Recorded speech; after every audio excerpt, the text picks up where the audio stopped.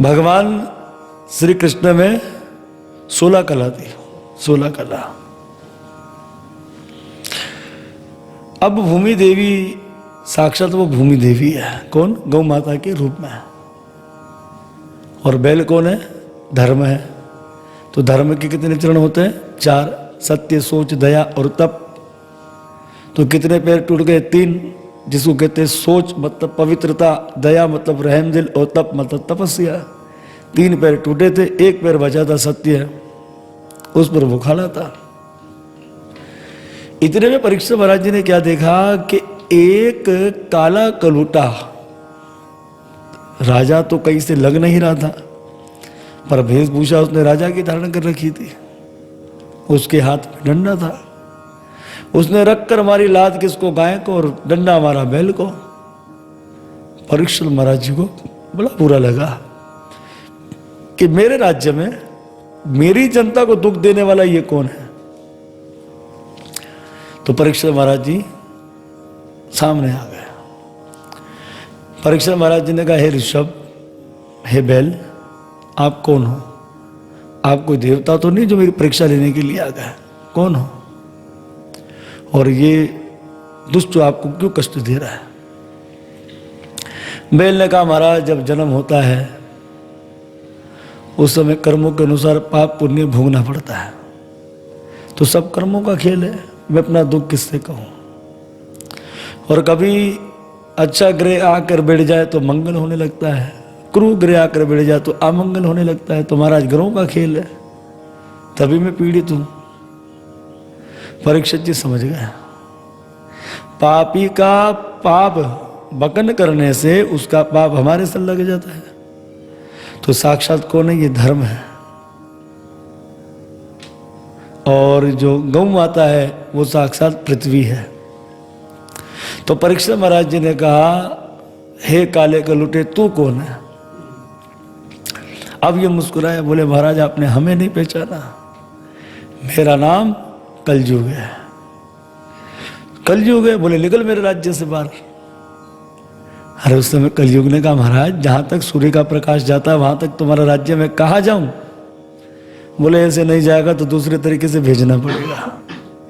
धनुष पर बाण चढ़ा दिया, मारने लगे। कलयुग घबरा गया, परीक्षित महाराज जी के चरणों में गिर गए। राजा परीक्षित को कलयुग पर दया आ गई। कहा, हे कलयुग, तुम्हारे अंदर क्या अच्छाई क्या बुराई है? कलयुग मुस्कुराया। कलयुग ने कहा, महाराज बुराइयों के तो पुल मान दो, इतनी बुराइयां, पर अच्छाई मुझ में क्या है? जो फल यज्ञ से मिलता था, समाधि से मिलता था, तपस्या से मिलता था, व्रत से मिलता था। और कलयुग में केवल हरे कृष्णा कृष्णा कृष्णा हरे हरे, हरे राम राम राम हरे हरे। कलो केशव कीर्तन, भगवान के नाम का जप करने से, कीर्तन करने से, कथा को श्रवण करने से। राजा परीक्षित ने कहा, ये गुण तो इनके अंदर बहुत अच्छा है। तो उस समय परीक्षित महाराज जी ने कलयुग को 4 जगह दे दी। द्योतम पानम स्त्रिय सुना। द्योत, जहाँ जुआ खेला जाए, जा कलयुग तुझे मैं वहां वास देता हूं। पान, जहाँ नशा किया जाए, तमाकू, नोशी आदि जो कुछ भी नशा है उसमें किसका वास है? कलयुग का वास है। स्त्रिय, जहाँ वैश्य विकार होता हो, पराई स्त्री संग होता हो, वहां कलयुग का वास है। या अगर कोई पराई स्त्री संग करता हो तो वो भी कलयुग का वास है, पराई स्त्री संग करना। और अंत में सूना, जीव हत्या, मांस का खाना, बेचना, परोसना, जो कुछ भी है। तो यहां पर कलयुग को वास दे दिया। कलयुग ने कहा, महाराज इतना बड़ा परिवार, रहने के लिए 4 घर, कुछ एक ड्राइंग रूम भी तो दीजिए जहां मेहमानों का आना जाना आ जाए। तो सोने में वास दे दिया। तो कौन से सोने में वास दिया? अधर्म के सोने में। जो किसी का चोरी किया होगा सोना, जो किसी का गिरवी रखा होगा सोना, उसमें किसका वास है? कलयुग का वास है। कलयुग परीक्षित महाराज जी के सर पर जाकर बैठ गया, क्योंकि परीक्षित महाराज ने सोने का ताज पहना था, वो जरासंध का था। तो राजा परीक्षित की बुद्धि घूम गई। अपने जीवन में कभी शिकार नहीं किया, शिकार खेलने चले गए, जंगल में चले गए, भूख प्यास सता रही थी, शिमिक ऋषि का आश्रम था। आवाज लगाई, पांडव नंदन परीक्षित हूं, हमारे लिए भोजन की, जल की आदि की व्यवस्था की जाए। पर शिविक ऋषि समाधि में थे, कोई जवाब ना दे सके तो कलियुगी माथे पर बोल उठा, देखो राजा का कोई सम्मान नहीं, स्वागत नहीं, झूठा ऋषि, झूठी समाधि, हरे से दुष्ट ऋषि को मार देना चाहिए।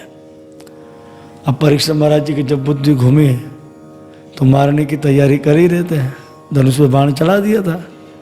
फिर विचार किया कि हमारे पूर्वजों ने कभी ऐसा किया नहीं है, तो मुझे ऐसा नहीं करना चाहिए, परीक्षा लेनी चाहिए। तीर की नोक से मरा हुआ सर्प उठाया राजा परीक्षित ने और शिमिक ऋषि के गले में डाल दिया। झूठा होगा तो भग जाएगा, सच्चा होगा तो बैठा रहेगा। ये कार्य कर कर चले गए। कुछ बच्चे देख रहे थे, उस समय बच्चे दौड़े दौड़े शिमिक ऋषि के जो बेटा थे श्रृंगी ऋषि, उनके पास चले गए। उस समय श्रृंगी ऋषि कौशिकी नदी में स्नान कर रहे थे।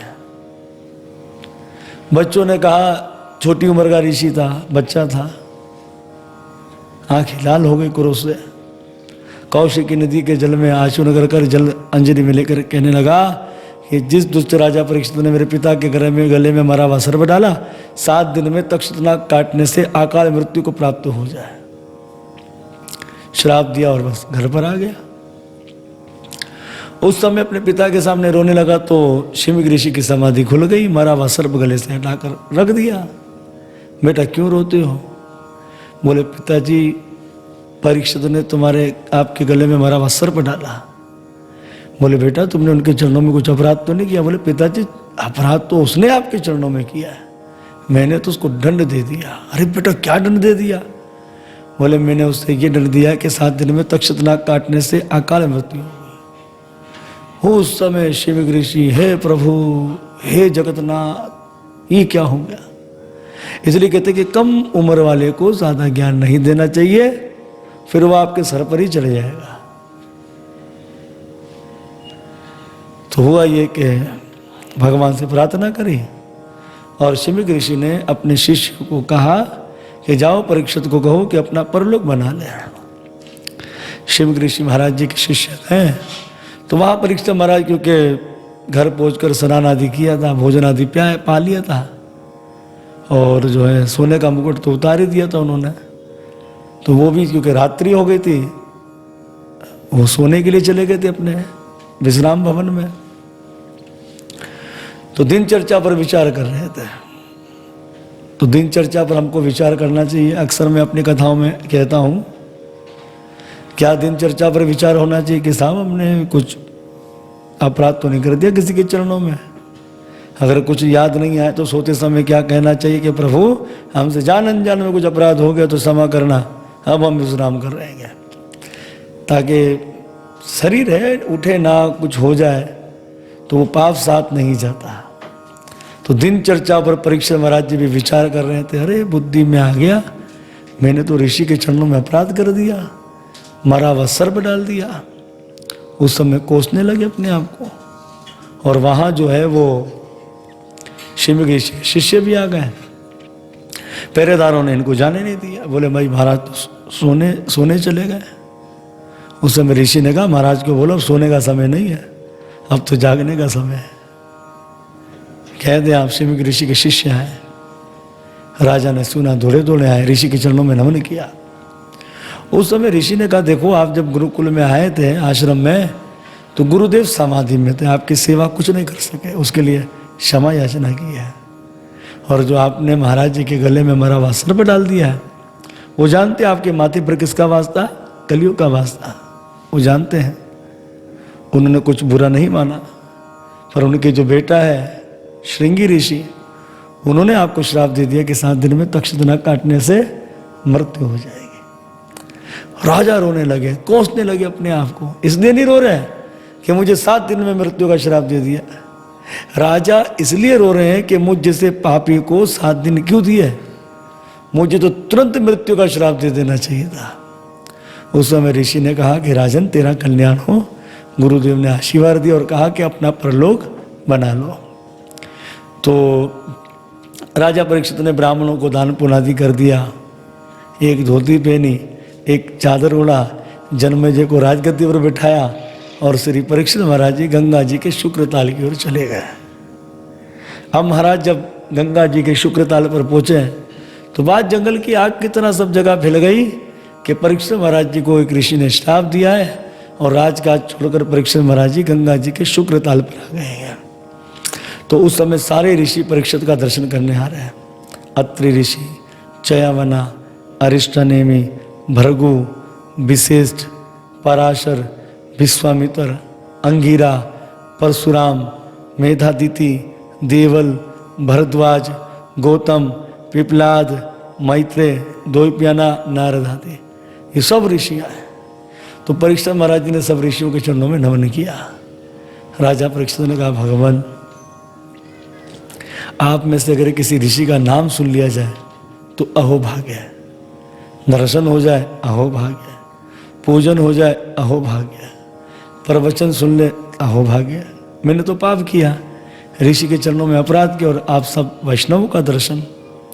आप जब आए हैं तो ये बताओ कि जिसकी मृत्यु 7 दिन में हो उसे क्या करना चाहिए। किसी ने कहा राजा यज्ञ करो, किसी ने कहा दान करो, किसी ने कहा तपस्या व्रत करो, पर किसी की बात परीक्षित महाराज जी को नहीं भाई। उस समय गंगा जी की ओर आ रहे, कहाँ से? हस्तिनापुर से श्री सुखदेव जी सिंह की चाल चलते हुए। उस समय श्री सुखदेव गोस्वामी जी को कोई नागा बाबा, कोई पागल बाबा, न जाने क्या क्या किए रहे थे, बूढ़े बच्चे जवान आदि, पर किसी की बात की परवाह ना करते हुए सुखदेव जी अपनी मस्ती में मस्त और श्रीमद् भागवत महापुराण के श्लोकों का उच्चारण करते हुए आ रहे हैं। जैसे ही श्री सुखदेव गोस्वामी जी महाराज गंगा जी के शुक्र ताल पर आए, ये अत्रि आदि ऋषि सब खड़े हो गए। विशेष ऋषि कौन है? विशेष ऋषि सुखदेव जी के पिता कौन है? वेदव्यास। वेदव्यास जी के बेटा कौन है? पिता कौन है वेदव्यास जी के? पराशर ऋषि। पराशर ऋषि के पिताजी कौन है? शक्ति ऋषि। और शक्ति ऋषि के पिताजी कौन है? विशिष्ट ऋषि। वो खड़े हो गए किसको देखकर? अपने बच्चे के बच्चे, बच्चे के बच्चे, बच्चे के बच्चे, बच्चे के बच्चे को देखकर खड़े हो गए। कौन आए? श्री सूत जी महाराज जी कहते हैं कि तत्रा भवत भगवान व्यास पुत्रो। बोले भगवान आए वेदव्यास जी के बेटे सुखदेव जी के रूप में। अश्वत्थामा कौन था? ब्राह्मण था, अस्त्र चलाया था ब्रह्मास्त्र, और भगवान ने किससे रक्षा करी थी? गधा से। तो जहां अस्त्र की बात आई थी तो भगवान ने अस्त्र से रक्षा करी। पर ये श्रृंगी ऋषि कौन है? ब्राह्मण है, इसने भी अस्त्र चलाया। कौन सा? वाणी का। तो वाणी के अस्त्र को काटने के लिए श्री भगवान सुखदेव जी के रूप में आ गए।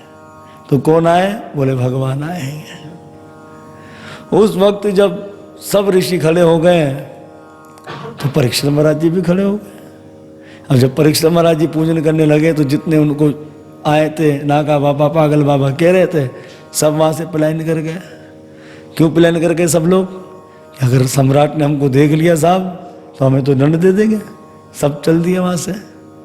इस तरह से परीक्षित महाराज जी ने सुखदेव गोस्वामी जी का पूजन किया और कहा कि प्रभु जिसकी मृत्यु 7 दिन में हो उसे क्या करना चाहिए। इसी के अनुसार श्रीमद् भागवत प्रथम स्कंद विश्राम। अब हम दूसरे स्कंद में प्रवेश करते हैं।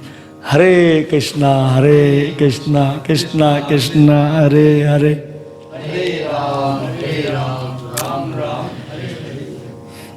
तो सुखदेव गोस्वामी जी कहते हैं वर्याने शते प्रश्न करतलोक हितो नृपा आत्मा वित समता पुंसा श्रोतव्यदीशुया परहा। वर्या वाह, और ब्रह्म का बीज है वाह, वकार। तो क्या शब्द निकला? ब्रह्म निकला सुखदेव जी के अंदर से। तो वाह का अर्थ क्या होता है? ब्रह्म का बीज वकार। अब जैसे कि किसी ने मूली खाई है तो किसकी डकार आएगी अंदर से?